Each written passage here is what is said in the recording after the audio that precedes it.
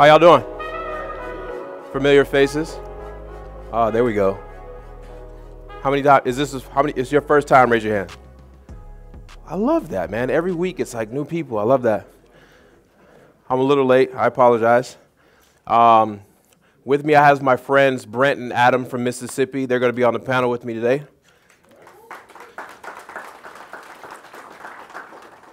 So I met Brent previously in my past life when I was in the marketing world. Him and I used to travel the country. I was working for the Air National Guard. He was doing Jack Link's, the beef jerky. So he was running around. He wasn't the guy in that suit, though, that mascot. And this is my good friend Adam. He's from Mississippi as well. And he is, Adam's pretty seasoned. What I like about Adam is he's real good at creative financing and getting deals done no matter what the solution is. He has some way to fix that. And Brent drove up and seen me probably 2.5 years ago. About 2.5 years ago. And was like, listen, if you show me a check for $20,000, you guys seen that movie? If you show me a check for $20,000, I quit my job right now.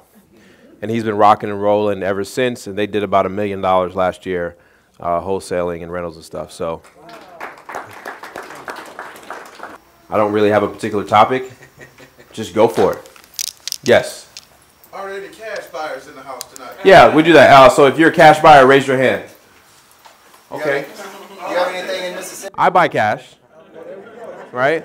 We still got like another to spend by the end of the year, so let that happen fast. So we buy quite a bit. How many of you guys have never done a deal before? Raise your hand. Oh, I like this. I love it. Right? If you've done a deal before, raise your hand. Got it. If you've done more than one deal, keep your hand up. I love it. So you have a lot of community people in here that have done multiple deals that, you know, not only I can answer questions, but a lot of people here locally can answer questions. So who's drove the farthest today? Where? Columbia? Columbia, South Carolina? Charlotte? I think she got you beat.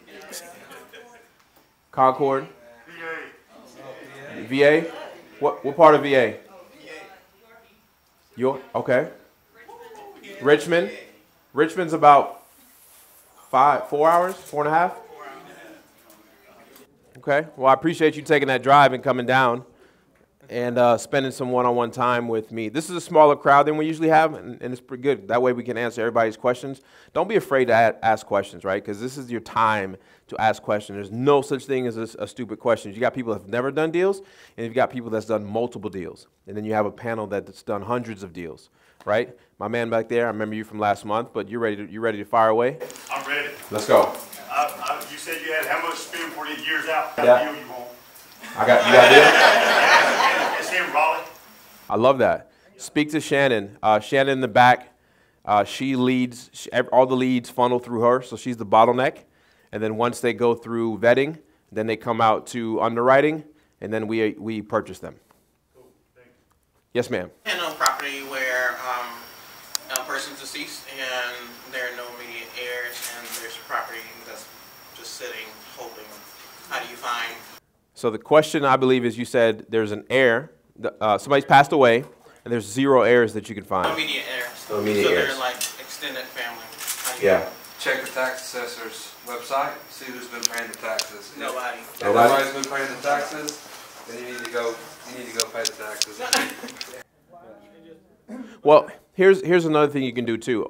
There's always an heir, right? So if there's not an immediate son or child, there is then you can go to the next layer. It could be cousins, sisters, brothers, right? So what I usually do on that is I run a expensive background on the person that passed away, and we start calling every individual heir on there.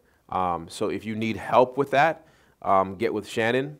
We have a pretty good data set. We bought a data company probably 3 months now, so we can find anybody in the country, right? So that's what I would do, and then start going down the list. What about you? What do you think? Ancestry.com is a pretty interesting place. Mm-hmm. A lot of times you can find links to other family members. It might be It might be a. Maybe not. It might be a. You know, a great niece, a great nephew. You know. You should turn it up. That's why you tried to hand it to me first. There you go. Yeah, so Ancestry.com works really well. If you skip trace them, you can find most of their information, especially if you're doing a one-off skip trace. And then you can go into Ancestry.com and kind of finagle your way around a little bit. Checking the taxes is a very good one. And then I would talk to the neighbors if you haven't already. Yeah. Because a lot of times the neighbors will know something. A lot more if you give them. Oh, yes, sir. So to piggyback off her question, I ran into a similar situation. What about if the nearest heir or relative doesn't want to do anything with it? Offer them money. Everybody likes money. Right? Say, listen, all you have, because in North Carolina, you just have to fill out that heir of affidavit of heirship, and that gives that person, once that goes uncontested, then that person can have the property and do what they want to do with it. Right? So they have to fill out paperwork. So over here, and then I'm going to come back to you. Were you hinting towards like the adverse possession route if there's absolutely no way? Because that's the situation I'm in, is that the neighbor said that she's been deceased since '01, and the house looks like it's been Sitting since 01. So like I went through the extensive skip trace, trying to see who's paying taxes, no one's paying taxes, and so the next route was for the adverse possession. But then it's like you get in there and then what do is you have to put your own money into it. Yeah. And then you could like put the maintenance lien, but have you guys ever heard of the city coming down on you? Because the maintenance lien protects you to kind of get your investment back, but you have to hope that you get the renters in there really make your money back. Yeah, so that's kind of a difficult one, and it's one that's going to involve capital. Adverse possession, you're going to have to catch the taxes up, continue paying taxes, do some improvements to the property. Yeah, here it's a little different. Wait, so what happens here if somebody doesn't pay the taxes? It goes. What's the tax sale? How many years? They don't have an answer. North Carolina's weird. They do whatever they want. They can go It could be as 17 years, it could be 2 years. one day pass, not paying your taxes, they're allowed to start the foreclosure process. I've seen properties 14 years of no taxes. So do they sell off the taxes prior to that? No, so we're not a lien state. So North Carolina's a deed state. But if they feel like they can't sell it and get anything, they'll just let it sit and rot. Go bribe somebody at the. No, we're not doing that. Is the sheriff still in here? Probably.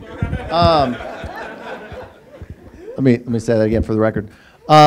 Go sweet talk somebody down at the tax assessor's office and just give them a sad story and say, hey, look, I really need your help. This house is sitting there. I feel so emotionally connected to this house. By the way, I brought you some coffee. And a bag of donut holes, and I really want to do something. It's just sitting there and it's falling apart, and I've got just this strong connection to this. I would love to fix it up. I would love to make this thing beautiful again and really bring this house back to life, but I can't do it without your help. Do you know the direction you can point me in? You all laugh and giggle because it is kind of funny, but this man has keys to the two courthouses. Wow. That we can go anytime to pull records. Sweet talk people. The ladies at our courthouse have handed us the phone when somebody couldn't pay their taxes and it was close to the deadline. They have said, hang on just a second, we may have somebody that can help you, and we started the process of buying a house on the courthouse phone. Yeah. It's a relationship business. We're in the business of solving problems, right? So you got to look at that every house has a route to be claimed.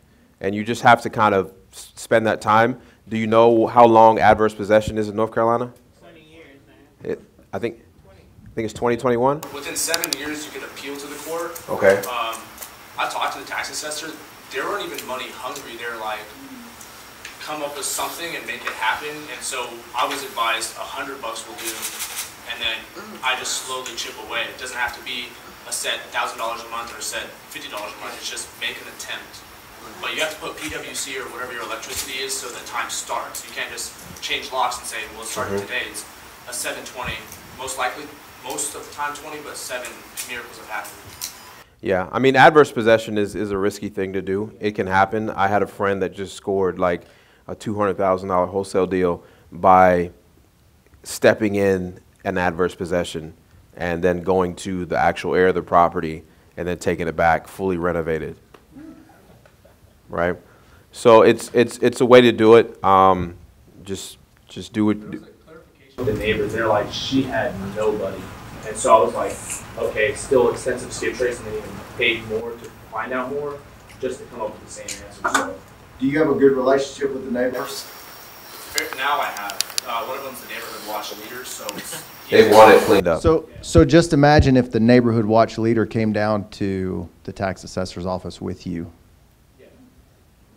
But there's codes. You can do it. There's a general statute that you can follow if you want to go the adverse possession route. And if it's $100 and electricity in your name, then go for it.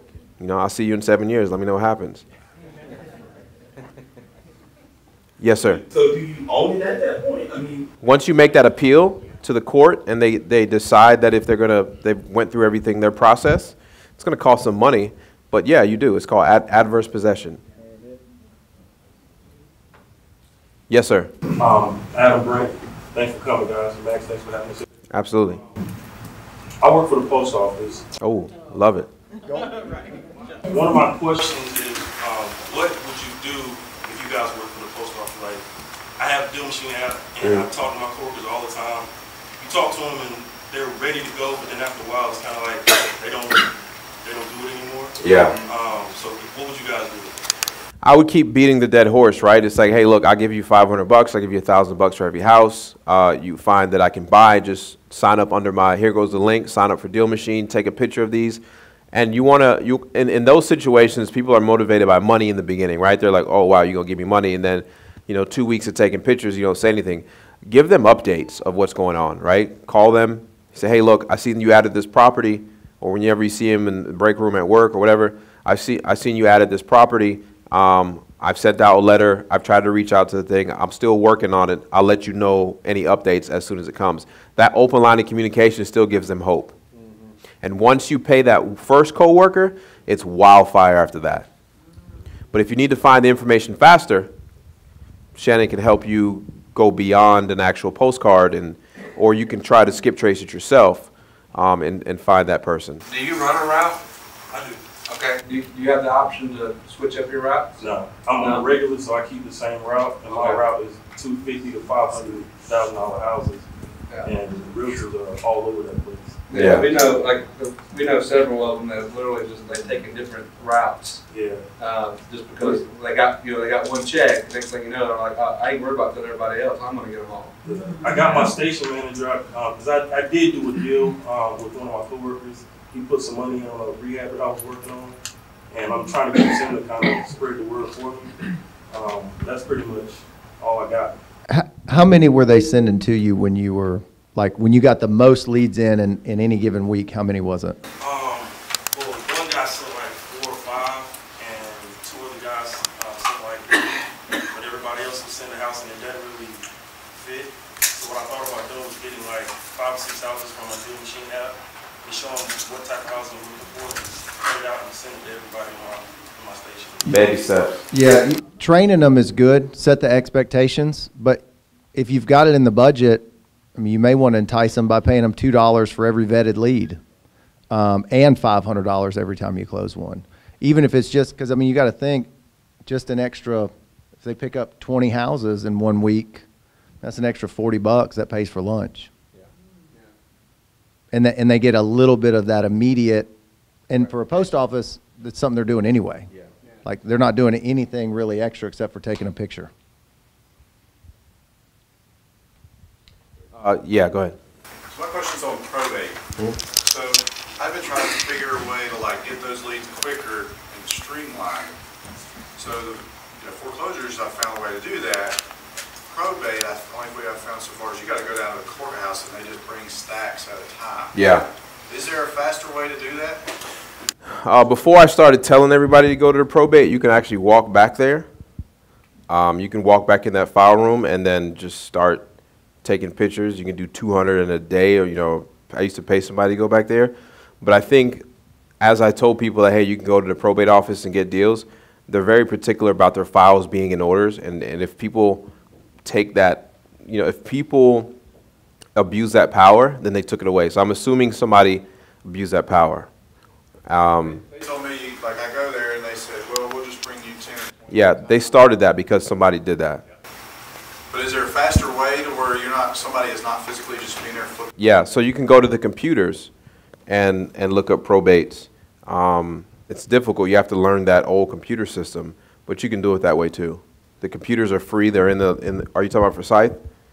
Yeah, they're in that hallway that connects the clerk's office and the probate room. If you really want to beat people, use the obituaries. Because the obituaries are going to get published before. The obituaries are going to get published before the probate is ever filed, because typically the obituary is going to go in and it's going to talk about the funeral arrangements, which means it's quick. So what you do is you pull the obituary, and guess what they do? They list all the surviving relatives. Right? So you pull the probate information, and then you check it against the property records. If they own real property, then you already have a list of all the relatives you need to be contacted. And obituaries are online. Yeah, the obituaries online, you can literally build a web scraper to just scrape the obituaries. Well, I think that's enough for tonight. And put it into a spreadsheet for you. You can hire somebody on like Upwork or Fiverr to build it for you. Yes, ma'am. I am going to need 10% though. So continuing even in that vein, what will be your process of going through probate? I'm just curious because I'm on the opposite. What process? What do you mean? Like from the start of pulling the list. Yeah, so typically when you go to the probate in North Carolina, there's this one form called administrator's application for administrative for probate. On that sheet, list who the deceased person is, who the person is that applying for probate, their phone number, and their address. And then if you flip that sheet over, probably a couple sheets later, there is a accounting of what the person owns. And that you can tell if they have real property at the last line right before the thing. When you say you're on the other side, what do you mean? I'm actually going through it, so I was just curious. Got it. So yeah, so so you know, so that form, so when you have to start filling out this car they have, this bank account they own, stocks and bonds, and then it says real property, and you put the address and you put the tax value, right?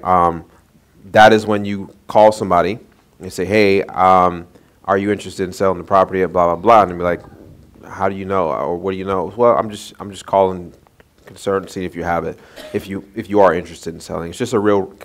You don't say, hey, I went to the courthouse and looked up the dead people files and seen blah, blah, blah, and are you interested in selling a house? No, that's not how you approach it. It's just literally a random phone call. Yeah, because I just had, it was kind of. Somebody called you? Somebody called me recently and was like, hey, I've been trying to reach Clarence, and I was like, you're not going to reach him? And if you do, let me know.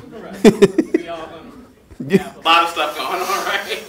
Do you cold call yours? Yeah. That's the only one that we mail first. Get used to it, man. October. I'm going to get one of those fancy ones like okay. you. No, so we actually mail them. All of our other marketing goes text. Whoever we don't get, we cold call. Whoever we don't get goes in a mail loop. But what we do on the probates is we'll pull whoever the petitioner is. I don't know what you guys call it here, personal representative or executive or whatever. Administrator. But we will actually pull their information and the deceased information, and we'll send it to, we'll send the same generic letter we send to everybody. We send to the deceased person at their mailing address, and then we mail it to the deceased person at that executor's address. And usually just that curiosity will make them pick up the phone. They'll say, well, why did you mail it to my address?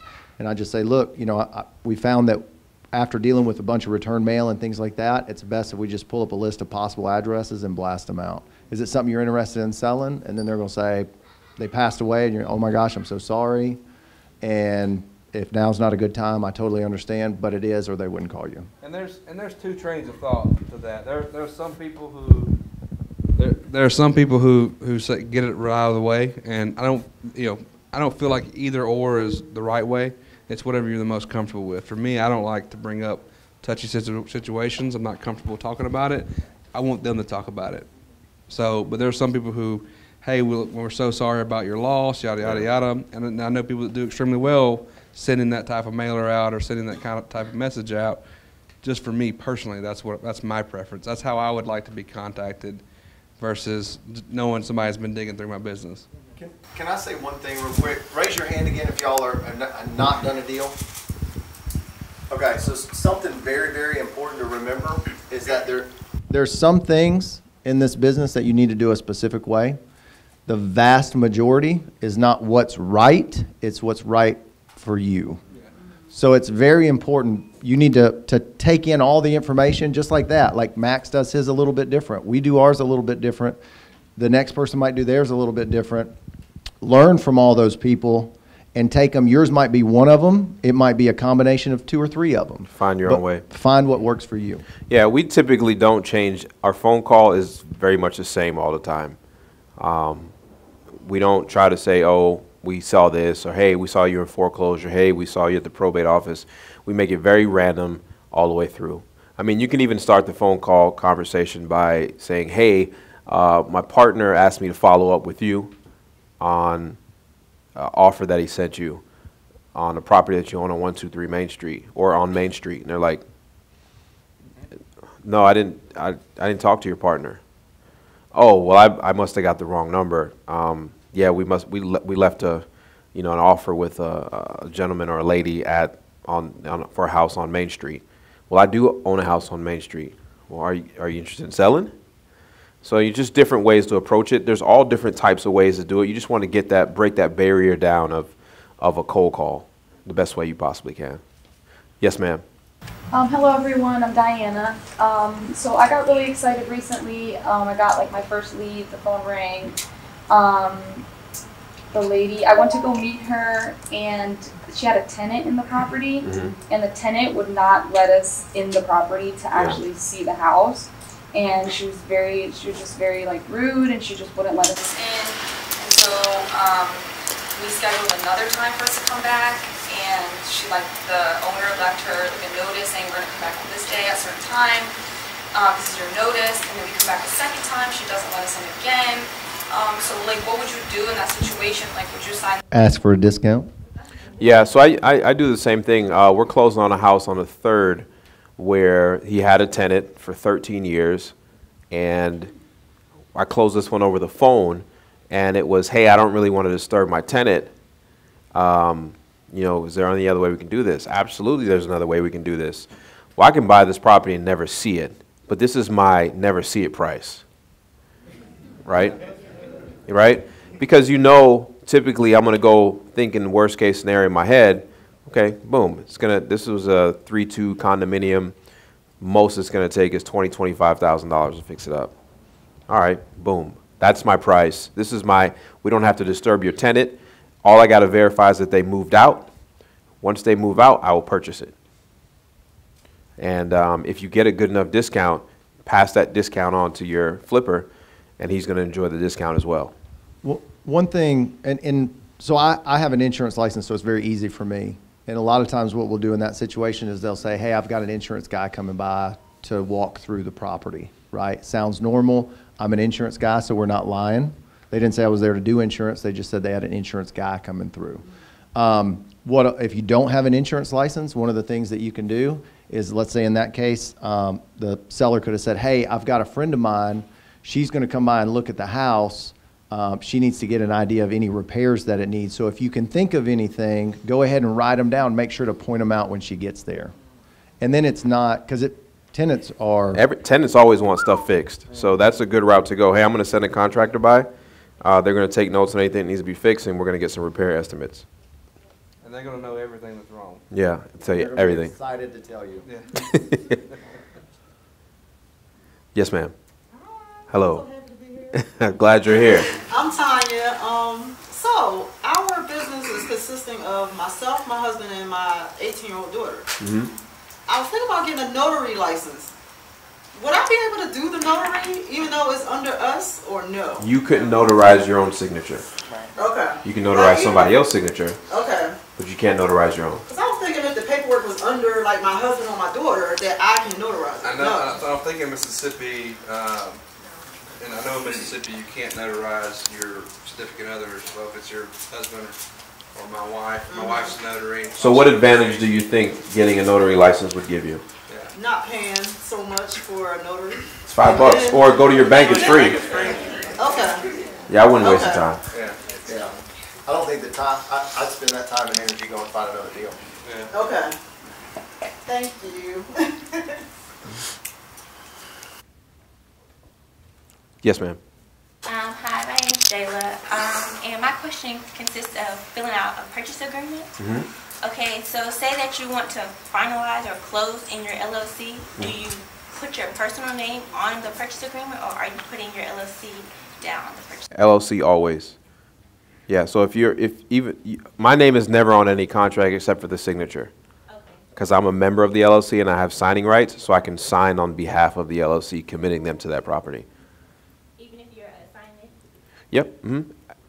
Yep. It doesn't matter. Yeah, definitely. Yeah, it doesn't. Signing it just means you're going to assign it to somebody else. Right. Doesn't matter who that person or entity is. You're just going to remove your name and put somebody else's name on it before the sale. Yes, sir. My name is Rudy. I had a question for you. I'm like super green to this whole selling thing, but I'm soaking it up. But what's the formula you use to actually come up with your offer? Yeah, so in North Carolina, most of North Carolina, Charlotte's probably a little different. Hot areas in Raleigh are pretty different. To know you significantly have a deal, like slam dunk, you find the ARV, so you find the value of the property. I would say in most of Winston-Salem and the Triad, Zillow is not terrible. It's not your hit number, but it's not terrible. I found that we have a lot. We record data very fast. We are a disclosure state, so Zillow has every sale in the area. But it's better if you know the area to get a better ARV. But let's just say a house is worth $100,000, right, fixed up. In most of the Triad, you're going to want to deduct 30% of that off the top, right? So that's what significance makes it a deal. So now we're at 70,000, right? So let's just say you walk through and it's $20,000 of repairs, right? There's no such thing as $10,000 of repairs. So don't ever use that number. So you're at $20,000 of repairs. So now the property maximum offer you can make is 50, right? But let's just say you want to make $10,000. Your offer below that is going to be now 40, right? So now your maximum allowable offer is 40. But if you and I were negotiating the sale of your car and you wanted 40, would you ask me for 40? No, you would say, hey, look, I want about 45, right? So you want to make your first offer less than what you actually want.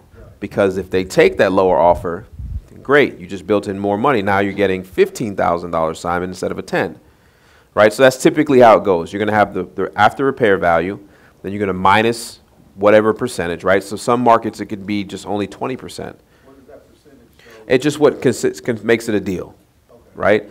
If you had a $100,000 car and you were selling it to me for $90,000, is that really a deal?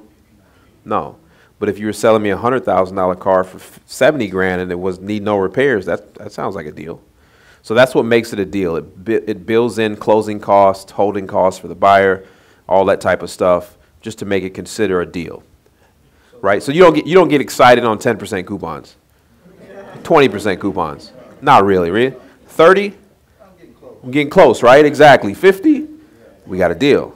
Right, so that'll make me run out and buy something I'm gonna get. So that's the same thing people say, and it's same for bigger numbers. Somebody sent me a property the other day. It was valued at $950,000, and they said no, let's just say $950,000, $1 million.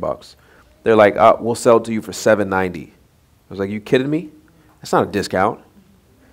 Like, you know what I mean? So you have to discount the percentage from it to 30, or if you're in Charlotte, it may be 20, 25. Just depending, and then you start deducting repair costs and then what you want to make, and then that's going to be your offer. So I can deduct what I want to make. I can just pick whatever number. Yeah, I mean, if you build the good rapport with the seller and the seller wants to sell or whatever the situation is, and look, listen, how many of you guys are addicted to Facebook Marketplace? I'm on there probably 10 times a day looking at stuff to buy. Not that I need anything, but there just might be somebody that may sell a four-wheeler that's worth $8 grand for $4 grand because they need money that day, right? It's no different than going to a pawn shop. You go buy a $1,000 TV on Monday, right? Plug it up, you watch Monday Night Football, Wednesday night, you realize rent's due on Friday, and I just spent the rent check, right? My rent's $500, so I bought a $1,000 TV. You know what people do? They take it right into the pawn shop and say, what you give me for this TV? I gave you $300. Damn. All right, give it to me. Right? I'll borrow the other two from my mom. So it's the same thing as the way we look at TVs and stuff like that, is the way most people look at like houses. I didn't grow up where parents have multiple houses or even one house that they own, right? So you had to, you got to think in a different mind frame. These houses are just like pawns or just like pieces on a Monopoly board to a lot of people. So don't think of it as anything special, right? So if they're willing to if they need, and there's two things to negotiate on any contract. Would you agree that it's either terms or the price?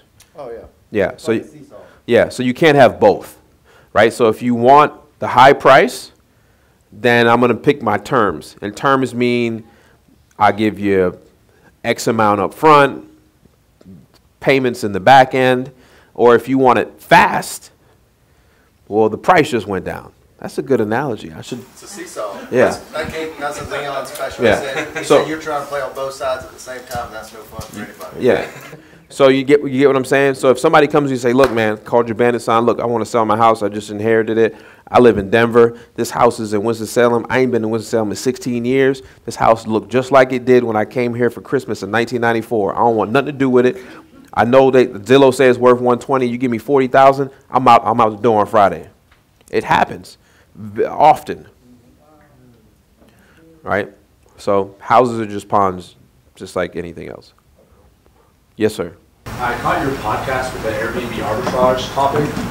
One thing that I needed help clarifying was, how do you insure your investment if someone were to trash the house, or not even trash it, but like cause some major damage where you don't have the capital on hand to quite fix it? Yeah. Airbnb has $1 million insurance for every property that you have, but you also should gain renter's insurance or something like that, which is very cheap. It can, like, for a regular apartment, if you live in a 2-bedroom, it's like $14 a month with State Farm. If you tell them that you're also doing Airbnb, they might bump it up and it may be $60, right? So you want to double insure it, but Airbnb ensures that if the guest comes in and tears it up, that they're going to, and you file a complaint, they'll take care of it, but you also want to have your own insurance just in case. Hmm? Yes, sir. Yeah, I got 2 questions. So in an area where it's mostly renting, how would you usually find the ARV if it's not houses there aren't really being renovated? And 2 is there a different formula used for renting areas? Mm-hmm. Yeah, this is a good Adam question, but for me, how I do it, if it's a renter's area, I'm going to pay renter's prices for the property. So now now my buyer's changed, right? So my buyer on my typical houses, 271, 103, 104, 105, are all going to be like flippers, right? Hot areas, 103. If you can get a house in 103, it's a flip house, right? But if you're getting something that's totally a rental neighborhood, you need to find out who else owns rental houses all along those roads. And they've been bought and sold. So your numbers are still there. They're not going to be as nice as you like somewhere else.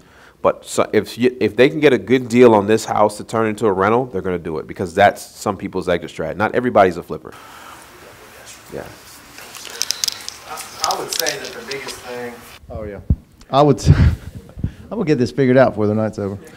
I would say that the biggest thing is that it's not really about any ARV at that point, right? Because if it's a buy and hold guy, he's not buying it to sell it. He's not looking necessarily for profit. He's looking for cash flow income, right? So like what we do, if we're running something that's primarily, like if it's a lower income or where the ARVs are just all over the place, you got one that sold for 20 a foot, you got one that sold for 80 a foot, and it's just all over. We don't even look at anything but what can it rent for? The rental income is. And then we back that up depending on what they're looking for. So like, let's just say it's a buyer that says, hey, we want to get 1%, right? So what they're talking about is 1% a month for whatever they're all in for. So you know that if the rent's $700, they need to be all in that house for $70,000. Or if they want a 10% return, you need to take the rent, annualize it, knock off 40% for expenses, and that's no debt service. But whatever that number is, that's what you're, that's a very close estimate. So let's give an on net. example. $1,000 worth of rent. You're gonna roughly, if that house is owned free and clear and it's $1,000 a month rent, you're gonna net roughly, give or take, taxes are a big, and insurance, especially if you're in coastal areas. But you're gonna net roughly $600 a month off of that. So instead of saying, okay, well, the rent's gotta be, or figuring it up at. So let's figure it out. $1,000 a month annualized is $12,000 a year. He's saying take 40% for expenses. You're going to end up with $7,200 for the year. Oh, I need a calculator for that. You're going to get up to $7,200 for the year. So, we didn't have a lot of fancy equipment in Mississippi, so we just had to figure it out. Chalk and chalkboard. We were drawing in the sand, man. But so like if your guy wants a 10% cap rate, right, a true 10% cap rate, a 10% return on his money, then he needs to be all into that house no more than 72 grand. Make sense? No? If you want to learn about that, learn about cap rate. That's a different term that renters use. Like I'm buying a 20-unit apartment complex, and it's strictly on cap rate, right? So I want to buy it at somewhere between a 10. I want to buy it at 15%, but I'll reasonably take it at 9% cap rate. But there's calculators to help you find out cap rate online. Hmm? Yes, sir. So I haven't had a deal yet, but I've been driving for dollars, and I found this house that's boarded up, and I use Deal Machine to do like an advanced search, and I got phone numbers and the name, but I haven't been able to reach anybody, and I found out I actually know the owner's nephew, and I tried talking to him about it through Facebook to see if his uncle wanted to sell the house, and he's kind of been dodging my text messages and phone calls now. He was excited at first, and then kind of just died off. You go to the next family member, and the next one. You see, I found his brother on Facebook, but it's obviously his dad. I didn't want to step on people's feet. If they don't get out of the way, step on them. Yeah. I mean, you asked him for it. He's avoiding you, so go to the next person. I found the owner's Facebook, but it doesn't look like it was Active or anything. active lately. So have you Googled? Like you can find it's crazy how much you can find on Google. Just start Googling everybody. Show up to his work. You laugh. I'd show up to your work for 10 grand. I'm just letting you know right now. Done it a lot of times. Yeah, I will pull up to your job for $10,000. One of the ones that we used to do, like for people that you can't get a hold of, is if you try it from one number, text them from a totally different number and just say, hey, I got your money. I got a hold of somebody, and then she said that I had the wrong number, but text her from a different number and say, hey, I got your money. And then she's going to respond. She's going to text you back and say, who is this? And you're not going to say anything, and within about 5 minutes, your phone's going to ring. It's burning. Everybody wants their money.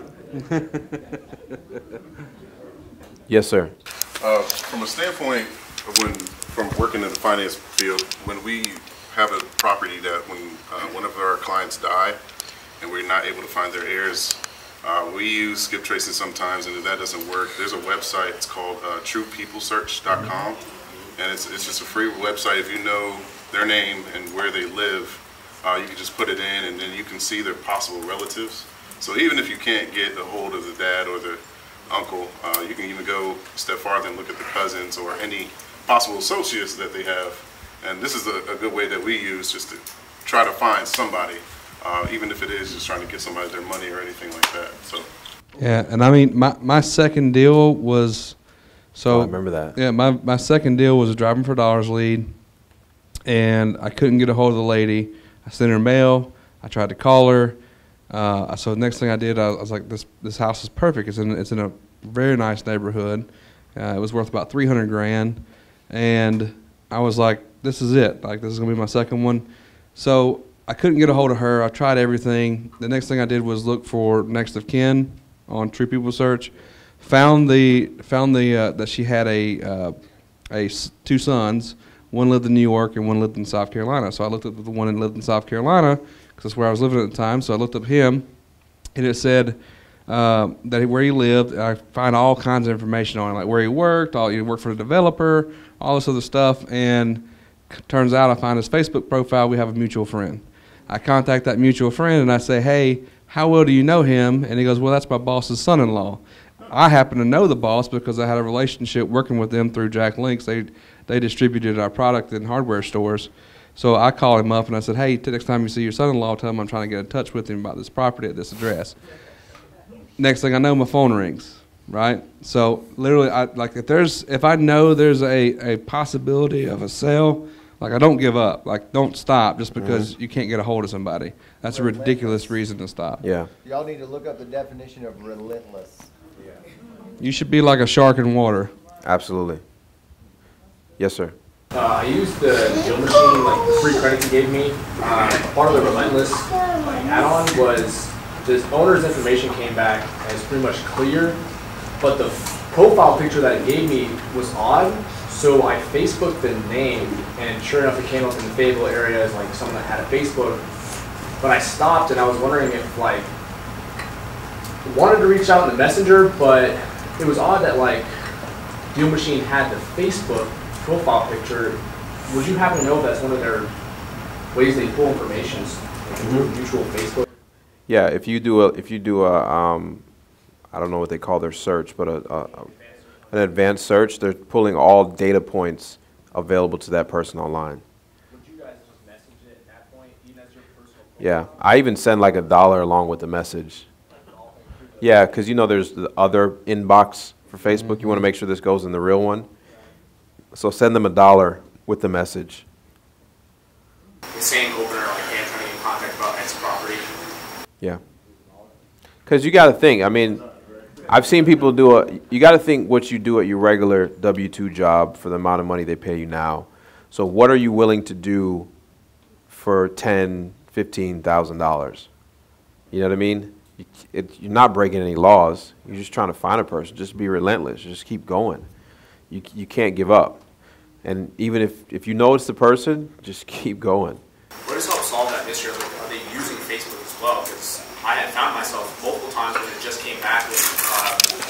They're pulling all types of social data, all types of points online, and bringing it back and creating a profile for that person. Yeah, it's a known thing in the data world. Let me go back to, you haven't had a question yet. Yes, ma'am. Hello, my name is Chastity. I've been driving for dollars, and one house that I found out that the owners are deceased, and I found out that they own the land next to the house. So I found their obituaries online, and I found their children. You see how women are much better at stalking? I'm just joking. She went through the whole thing. She got everything. Go ahead, I'm sorry. I didn't expect to see that they own the land next to the house, so I really don't know how to go about, trying to get a deal on the home. So who is the heirs to the property? I believe the children are. Okay. Yes. Have you went to the probate office and asked for the deceased person's file? No. You should. And if they don't have one, that means they probably didn't create one. But if they did create one, because most of the time when people pass away, it's just standard that once the grief period is over, there is a business side to somebody passing away, right? It just has to be done. And they could have done that side of the business and said, nah, that house ain't worth nothing. Ain't nobody paying it. I don't want that house. You want that house? I don't want that house. And they just forget about it. So your next step, what county are you in? Easy. Go right into the probate office. Say, hey, look, I'm looking for the file of blank, blank, blank. They're going to hand you a file. You're going to look into it, and you're going to see the person who was listed as the administrator. If there's no file, then go back to your stalking and find somebody.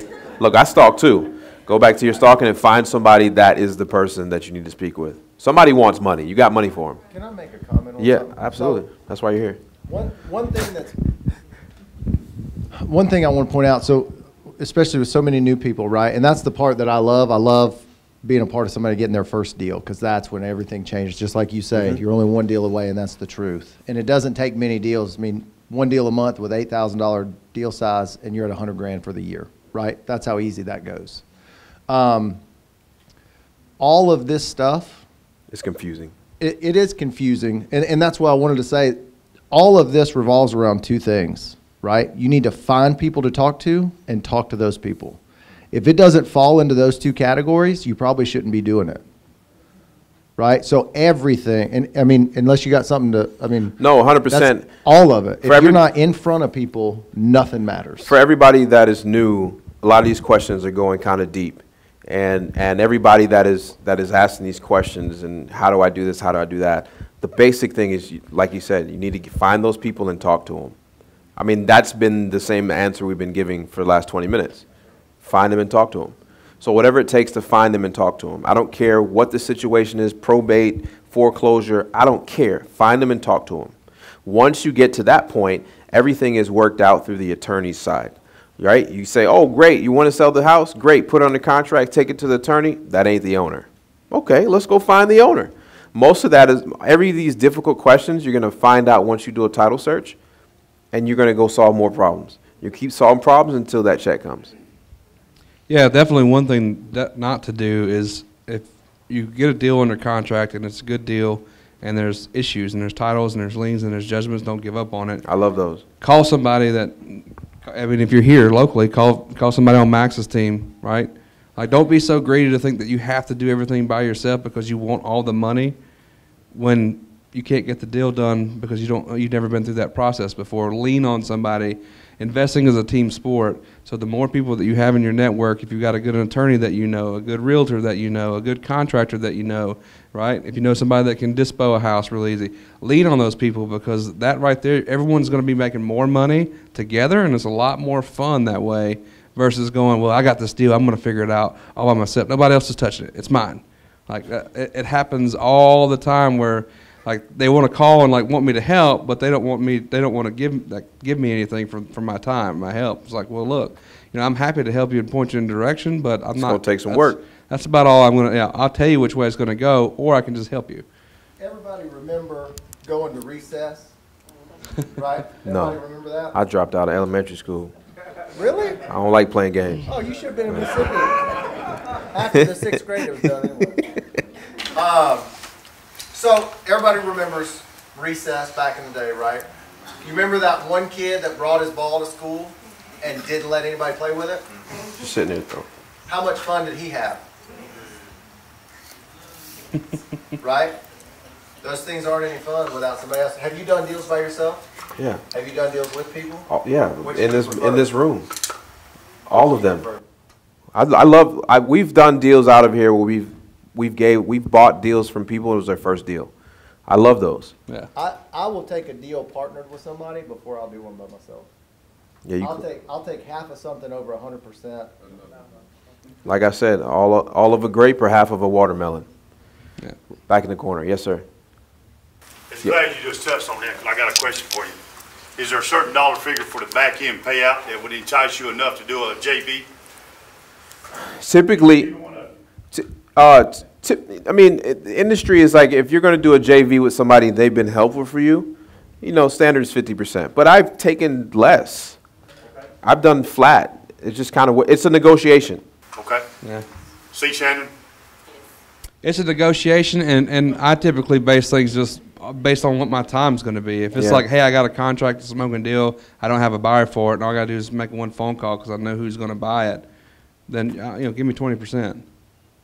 Right? I don't need that much because the most important thing that everyone here needs to realize, especially when you get ready to start selling and dealing with buyers, is that you control the deal. That's one thing I see in a lot of the groups. A lot of people are like, well, they're demanding I go close with this person. They're demanding I use this. They're demanding if it is priced right, no one demands what I do with my deal ever. I don't care who you are, how much money you have, or how many houses you've bought in the past. All you can negotiate is whether or not I call you back. Yeah. That's it. Bar none. There's so much money on the sidelines. The most difficult thing to do is to acquire a property at a good price that everybody can make money, and it works for everybody. That's the most difficult thing. Yes, sir. Yes, sir. Good evening, gentlemen. Good evening. I want to say thank you to everybody. Absolutely. My name is Dwayne, and my head is swimming because I've been an independent title abstractor for the last 11 years. Okay. So a lot of the stuff on your videos that you talk about, I already just automatically. Grasp it, yeah. But I've been driving for dollars, and one of the situations I ran into, I found a house. It's in a trust, and I actually did a brief title search on it and found power of attorney to, I believe, a niece, but it's a common name. And so I sent a letter to her house. She lived in Pennsylvania, and it came back. But I realize now I haven't grind enough because I went on, not True People Search, I think True Finder or something. And then they sent back her information. Well, I didn't pay for it though. So then I stopped because I was like, is there a free way to do this, or should I just pay for it? But I figured now I might as well pay the money and find out. Yeah, I mean, if a few dollars is stopping you from finding that out, that information, the puzzle, I would do it.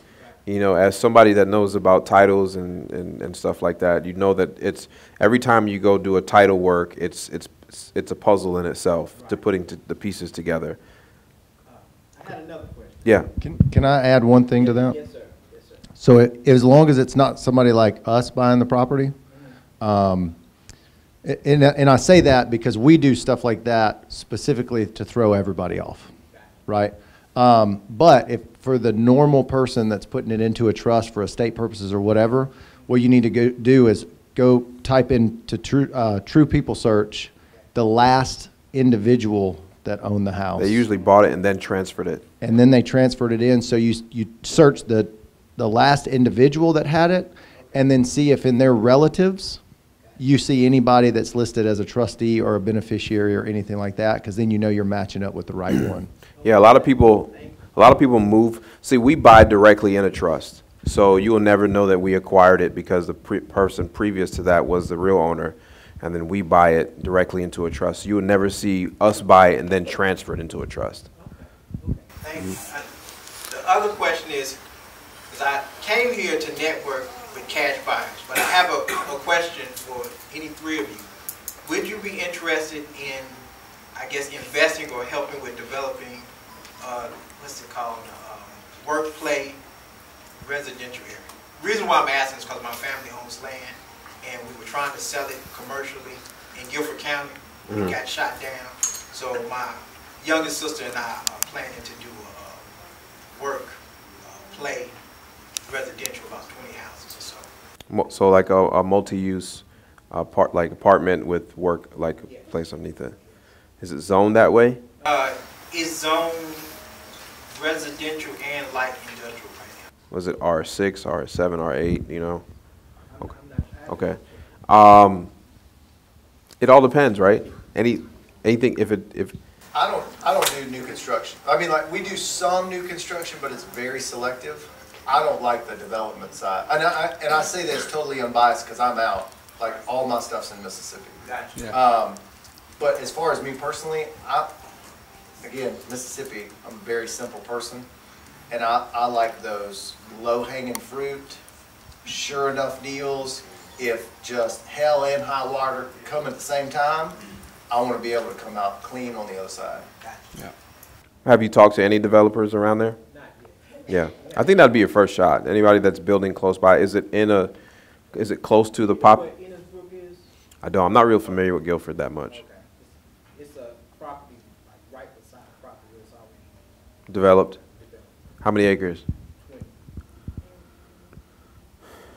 See Shannon about it in the back. Curly hair. Pink top. Yeah. I'll look into it. I can't make no guarantees, but I can look into it. Yes, ma'am. So I recently reached out to an attorney friend of mine to see if he would do closings and see if he would review my my purchase and sale agreement. And he told me that, well, this might be, well, you guys might not be able to answer it because obviously I live in Virginia, but he told me that recently, I think like last month or something, they passed some kind of law where you need a license, a real estate license to wholesale in Virginia. It just didn't make sense to me because there's so many wholesalers in Richmond. They did not make that law. No, not that I'm aware of in Virginia, because I mean Illinois they did. Yeah, Illinois they did, but not in Virginia. Who's from Virginia? Raise your hand. You guys wholesale in Virginia? I know guys in Richmond that Chris Jefferson, he wholesales a bunch. I think a lot of them all were the same. I mean, we have broker license. I think our license will transfer from Virginia to North Carolina. Yeah, very easy. Yeah, so I don't think that's the case. What you need to find is active wholesalers and investors and ask them who they use to close their properties. Don't try to create an attorney into something you're not. Most attorneys are like, they have a niche. They're clerks. Including Derek. Well, I forgot Derek was in the back. He doesn't apply.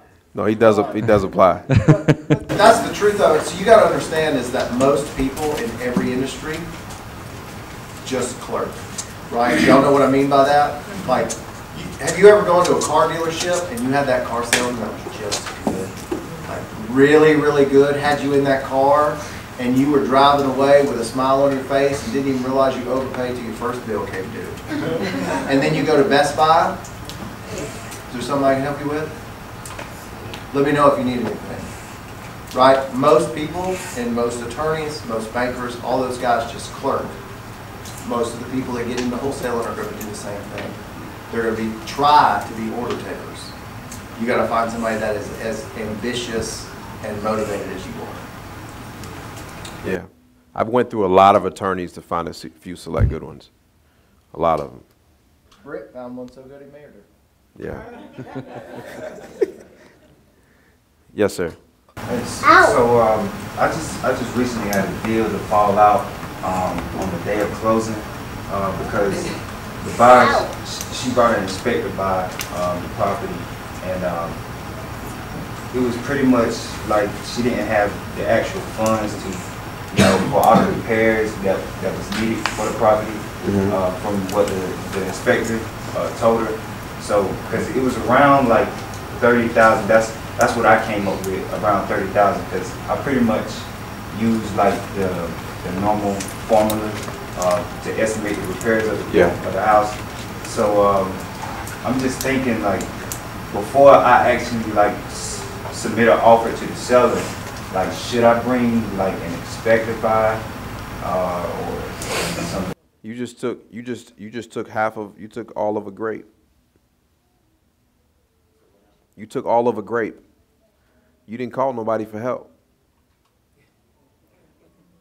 You wanted to do it all by yourself, and it didn't happen.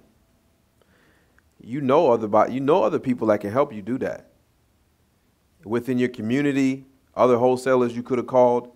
You could have called Shannon and see if she knew a buyer for that on the day of closing. You could have called me. Maybe I could have bought it. Like, you know what I mean? When I started this, I said this is a community game. It truly is. Yeah. Like, don't let that defeat you. Like, you need to be. Do you still have the deal? Find somebody to help you. Yeah, and everyone in here is one conversation away from somebody that you know from getting a deal.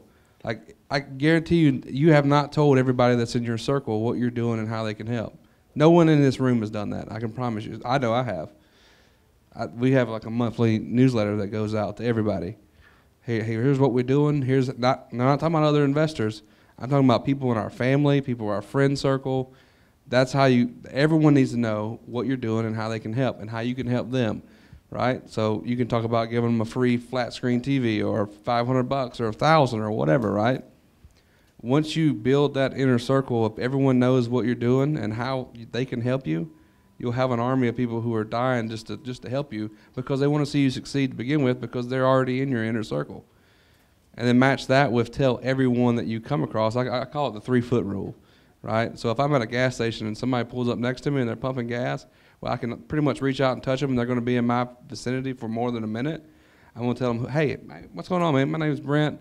Like, I know it's awkward talking to you at a gas pump randomly. It's like, but I don't know if you know of any houses or anything like that. I'm just looking to buy in this neighborhood. I don't know if you know of anybody that's looking to sell one. I'm looking for the ones that are all beat up. I fix them up and I flip them and all that stuff. Take my card. Yeah, here's my card. If you find anything, I'll give you $500. Wow. We picked up one the other day that our acquisition manager gas station, just like that. I do want to say something in regard to pulling in help. So, and again, I love people that have done no deals, because you're right on the cusp of something big and you don't even know how big it is. Yes. Right now at the attorney's office, actually. I found the seller. She lives in Durham. Her mother passed away.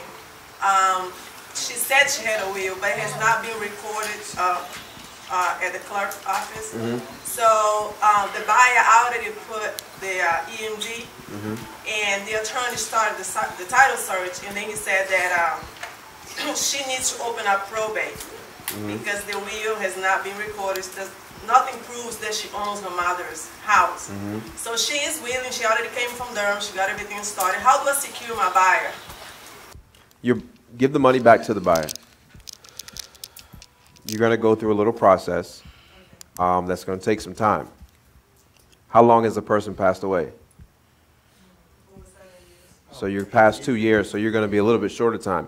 If your buyer's not willing to wait, let them get their money back, and then like you can still, the deal will still happen. It's just going to be a little bit longer. Most of the time, the buyer's not going to want to tie up their money, but you probably find a bigger buyer in a month or two or less. Yeah, because you don't have to do the whole 90-day process when somebody's been passed away for 2 years. Yes, sir. You touched on zoning a little bit earlier. So I ran across a house. It's just sitting there. Most houses do. I said most houses sit there. No, So they started it. They started building it. They built the outside. But when I look through the windows, it's just framing it, right? So it's been sitting there for years, growing mold on the stuff, on the roof. And talked to the neighbor. The neighbor told me who the owner was. Researched the owner, and but he also tells me that the land is zoned for zoned for business. Does that make much of a difference in how you talk to the potential seller? You know, obviously this house has been sitting here. You haven't done anything with it. You have been paying the taxes, but you ain't done nothing else with it. So they have been paying the taxes. Have you got a hold of the seller? No. So that's all that matters right now. Okay. Are you because you're doing all this research before you talk to the seller, and he'd be like, "No, I don't want to sell. I'm just waiting. I'm going through a divorce. So I'm just let it sit." Right. So get a hold of the seller, see if they're interested in selling, and then go after the other questions. I think in Mississippi they call that putting the cart before the horse. Yeah, we do that up here too. It's called that. But yeah, and this is before we move to the next question. A lot of times there's a lot of chatter. There's a lot of stuff you can learn in this business, and it's very simple. Like he said, you need to be able to talk to somebody and find out if they want to sell it. You don't need to have a strategy going. But first, listen. If you can't get a hold of that person, everything, all the research you've done, it doesn't matter. Hey, Mr. Seller, do you want to sell? No. Dang, I just researched 2 days worth of property, found this and that, and blah, blah, blah. He don't want to sell it. So find out if they want to sell it. He probably going to tell you more than you ever could research. Hey, man, I was in the neighborhood, drove past this house. I stopped, looked in the window. It's like you halfway finished. What happened? Man, this and that, and blah, blah, blah. I started building, found out it was zoned residential. I couldn't even build right there. Now I just got a piece of land sitting with a house that I got $30,000 in. I can't do nothing with it. Well, what does that mean to you? That's nothing you want, right? So you get what I'm saying? You just have that conversation. It's no different than being in a checkout line and waiting too long and you start talking to the person in front of you or behind you. Just ask them. People like to talk. Most people do. You'll get a lot more just by talking to the person. Hey, and just have a casual, not, hey, you want to sell? Hey, man, I was in the neighborhood. Man, that's where I walked my dog at. I seen the house and I looked in the window and it's halfway done. What happened? What you want to do with that? You know what I mean? Yeah, I love people doing yard work. Like driving for dollars out in the yard working or something. Stop to them. Be friendly.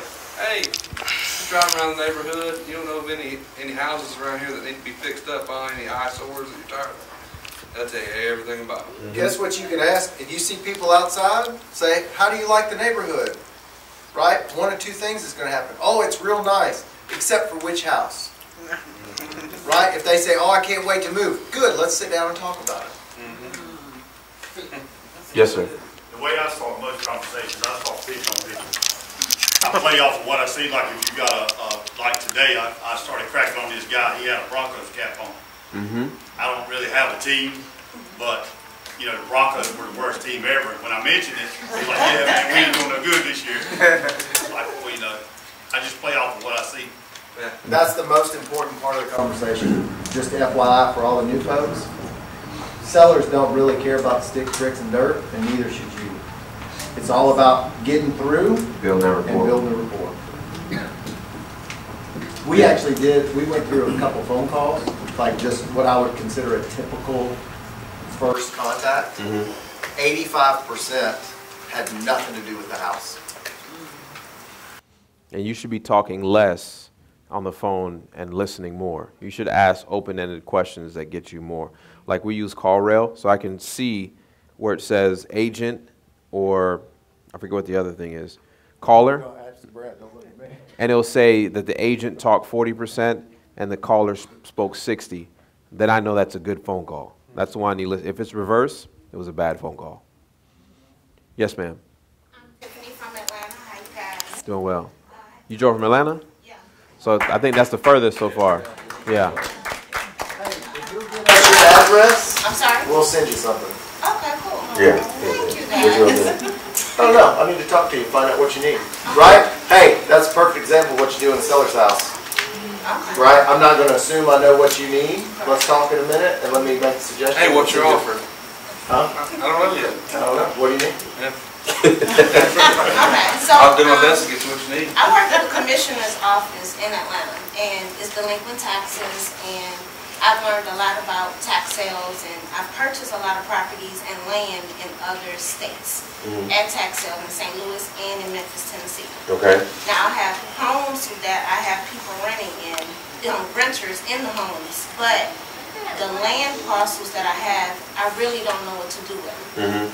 And also, I've noticed with the tax sales, more and more people are coming to the sales now, with bigger pockets than I have. You know, because my first house I purchased for $1,600. So it's like, I want to learn the wholesaling part, but what I don't understand is, how do I find what are the best areas to purchase in? How do I know this area is a good area other than doing the list source and You said other than doing that? learn how to do that? That's all you need to know. Zip codes, but how do I find out what type of area it is, if it's a renter area, if it's a flipping area, or, you understand what I'm saying? Yeah, so let me get to your first question. What do I do with the land? So funny, when you buy empty land for good money, the first person I'm going to go ask if they want to buy it is the neighbor. Right? People, I mean, listen, if you live on a plot right here and you're offering me the plot next door at a reasonable price, I'm going to buy it. Even if you got to sell it on terms. Right? So let me give me an example of the amount of money you spent on a piece of land. The two lots, they're 180 feet wide and 250 feet deep. Two lots next to each other, I paid $700. Okay, so here's what you do. You can easily call the neighbor that owns the house, if they own it, right? And say, hey, look, I got some property right next door to you. Are you interested in buying it? They'd be like, maybe. But, you know, I don't really, you know, I'm interested in selling it, but here's the thing. I'll sell it to you for $5,000, right? Or whatever the price you want to say. Give me $1,000 down, give me $250 a month until you pay off this, right? And then, well, you just went in, I just heard him snicker. He loved these creative stuff. But the thing is now you just got your money back, and now you're getting this cash flow on this land that he now thinks is affordable. It could be $100 a month. Make it affordable. Get out of the deal and then make it affordable over the term of anybody who do it. What kind of area is it? What are the houses like? It's residential. Majority of the owners in there, majority of people in the area, they own their homes. They own everything in there. So it's like it's hard for me to even find anything else that I can actually get in that particular area. But also, Have you called builders? Have you called any builders? So another thing that you said you work at the commissioner's office and you work around the tax delinquent properties. Are you actually in these? That's your job? that's how I started learning about taxes and tax sales and how easily it is to guys, with the wholesale and everything, I've been doing driving for dollars for years, but that was just to get an understanding of what the property was, how it looked before I actually went to the sale and purchased it. You understand what I'm saying? 100%. A lot of people have been doing wholesaling before it even became the word wholesaling. Right, and and no one in my circle is doing what we all are doing, you know, and it's like, it's kind of hard to bounce ideas off people that don't know, that can't give me advice, you know, especially expert advice or experience. They don't have experience. It's like my mom's a professor, and I asked her, Mom, what do I do with this land? I don't know. She said, send it to school.